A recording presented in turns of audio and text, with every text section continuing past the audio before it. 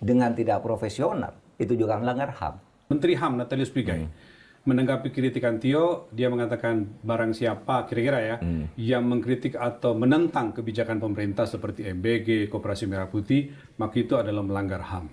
Apa iya? Betul. Barang siapa yang menghalangi ya program pemerintah untuk MBG, kemudian Koperasi Merah Putih, sekolah rakyat yang murah dan sebagainya, itu berarti menentang HAM. Tetapi juga ingat, siapapun pemerintah yang mengelola negara ini dengan tidak profesional, menimbulkan korupsi dan keborosan di sana-sini, menimbulkan ketidakimbangan pemanfaatan antara keperluan diplomasi dan keperluan rakyat, itu juga melanggar HAM. Ingat, HAM itu bukan hanya sipol. HAM itu ada 3 tingkatannya. Satu, pertama sipol, menyangkut hak-hak politik. Yang kedua ekosop, ekonomi, sosial, budaya, itu HAM juga. Lalu yang ketiga, generasi ketiga HAM itu lingkungan hidup. Jadi jangan hanya bicara bahwa ngasih makan orang, tapi pengelolaan yang tidak benar itu adalah pelanggaran HAM.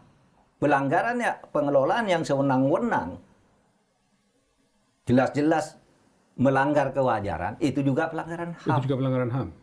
Jadi tinggal mana? Kalau normanya kan begitu.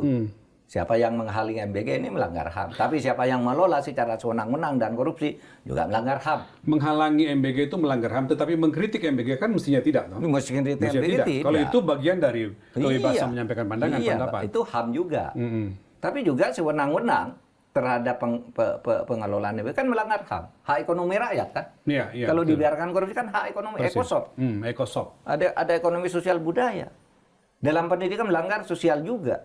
Kan itu pemerintah yang melakukan itu. Pelanggaran HAM di bidang ekosop itu. Kalau di bidang kejiwaan, oke lah, mungkin sipol ya.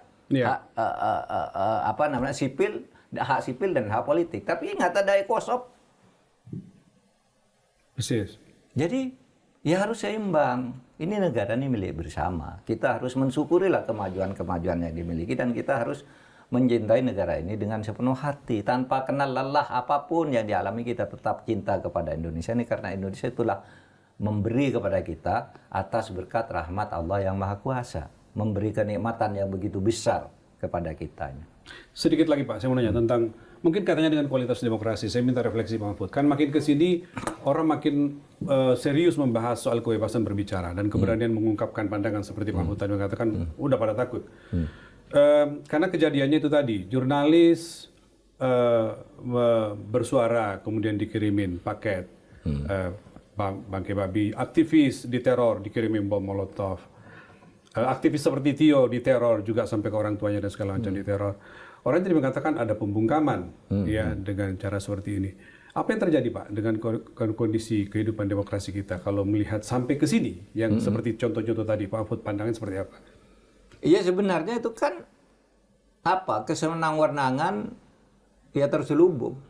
Kesenang-wenangan terselubung. Iya kan? Kan sebenarnya kesenang orang dibuat tidak berani bicara. Iya. Kalau bicara media misalnya, ya sumber pembiayaan medianya ditutup dan sebagainya, gitu. Sementara kita terhadap ide-ide yang mungkin ingin membangun demokrasi, juga pemerintah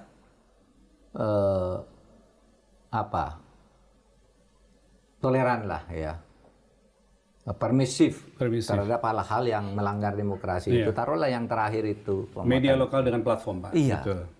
Media lokal. Ini terus apa fungsi negara melindungi media kita kalau begitu caranya? Coba gitu. Semakin takut dia membuat berita, uangnya ndak ada, ini lagi. Akhirnya semuanya begini, padahal media itu adalah pilar demokrasi yang keempat yang selama ini kita banggakan. Kan media legislatif sudah ambruk ya kepercayaan publiknya, eksekutif korupsinya luar biasa, pengadilan yudikatif juga busuk. Nah kan kita berharap ke media agar selamat semuanya. Lalu sekarang banyak media-media bayaran, media liar, gitu.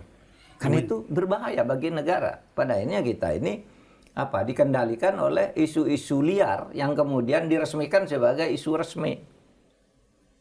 Kan tidak boleh begitu negara itu. Itu yang melanggar hak asasi menurut saya. Pak Pigai betul. Kalau menghalangi MBG itu melanggar HAM. Kalau menghalangi Merah Putih, Koperasi Merah Putih melanggar HAM.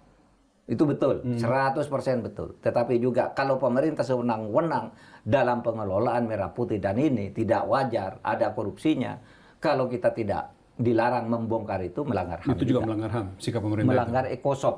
Hak asasi di bidang ECOSOC. Ekonomi, sosial, budaya. HAM di bidang ECOSOC ya? Iya, HAM generasi kedua sesudah HAM sipil, sipol, kemudian ECOSOC, lalu HAM yang ketiga lingkungan hidup. Ya, HAM ketiga lingkungan seperti banjir di Sumatera dan sebagainya. Itu kan pelanggaran HAM juga. Iya. Iya. Iya. Oke Pak Mahfud, saya lanjut lagi Pak. Masih ada komentar juga pertanyaan publik di kolom-kolom medsosnya Pak Mahfud. Ini kaitannya dengan pernyataan Pak Jokowi dengan revisi atau tidak revisi Undang-Undang KPK. Tapi sebelum saya ke sana, saya ingin Pak Mahfud dulu menjelaskan bagaimana persisnya Pak kalau Pak Jokowi mengatakan bahwa dia tidak menandatangani revisi Undang-Undang KPK ketika itu. Iya, memang faktanya Pak Jokowi tidak menandatangani itu. Memang tidak ditandatangani. Tidak ditandatangani dan itu berlaku sendiri dan harus diundangkan pada tanggal 17 Oktober. Karena DPR pada waktu itu sudah mengesahkan sebulan sebelumnya. 19 September kan.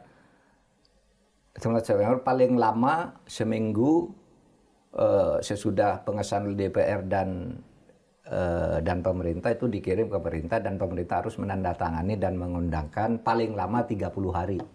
Ya, sejak disepakati DPR. Kalau 30 hari presiden tidak mau tanda tangan, itu berlaku dengan sendirinya.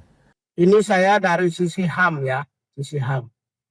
Dalam konteks hak asasi manusia, pemerintah melakukan makan bergizi gratis, pendidikan gratis, sekolah rakyat, cek kesehatan gratis, perumahan, kampung nelayan, kemudian swasembada pangan adalah sejalan, seirama, sesuai dengan hak asasi manusia. Maka orang yang mau meniadakan makan bergizi gratis, cek kesehatan gratis, pendidikan gratis, sekolah rakyat, Koperasi Merah Putih adalah orang yang menentang hak asasi manusia. Subscribe, share, like, and comment. Subscribe, share, like, and comment. Subscribe, share, like, and comment. Subscribe, share, like, and comment. Subscribe, share, like, and comment.